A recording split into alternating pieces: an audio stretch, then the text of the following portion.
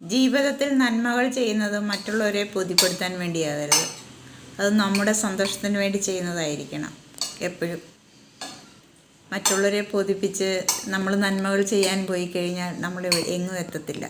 അപ്പോൾ എപ്പോഴും നമ്മൾ നല്ല മനസ്സോടെ എപ്പോഴും നന്മകൾ ചെയ്യുക. ജീവിതത്തിൽ നമ്മൾ ജീവിച്ചിരിക്കുമ്പോഴും നമ്മൾ മരിക്കുമ്പോഴും നമുക്ക് ഓർക്കാനും മറ്റുള്ളവർക്ക് പറയാനും എല്ലാം ആ ചെറിയ ചെറിയ അല്ലെങ്കിൽ ആ നന്മകൾ മാത്രമേ ഉണ്ടായിരിക്കുകയുള്ളൂ.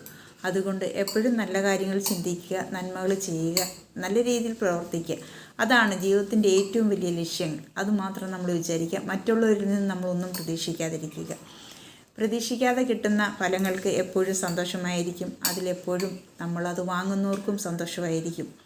ആ ഒരു അനുഗ്രഹം എപ്പോഴും കൊടുക്കുന്നവർക്കും മേടിക്കുന്നവർക്കും എല്ലാം ഉണ്ടായിരിക്കും. അപ്പോൾ പ്രതീക്ഷിക്കാതെ കിട്ടുന്ന നന്മകളെ നമ്മളെപ്പോഴും സന്തോഷമായി കരുതുകയും ആ നന്മകളിൽ എപ്പോഴും ഈശ്വരൻ്റെ അനുഗ്രഹം ഉണ്ടായിരിക്കുകയും ചെയ്യും. അതാണ് ആ നന്മകൾ.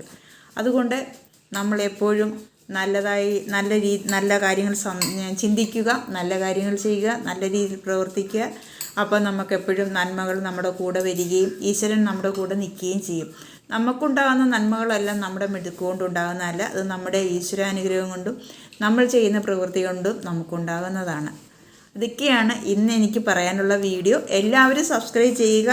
എല്ലാവരും എനിക്ക് വിശ്വാസമാണ്, എല്ലാവരെയും എനിക്കിഷ്ടമാണ്. എൻ്റെ എല്ലാ സുഹൃത്തുക്കൾക്കും എല്ലാ നന്മകളും വരട്ടെ എന്ന് ഞാൻ പറഞ്ഞുകൊണ്ട് ഇന്നത്തെ എൻ്റെ വീഡിയോ നിർത്തുന്നു.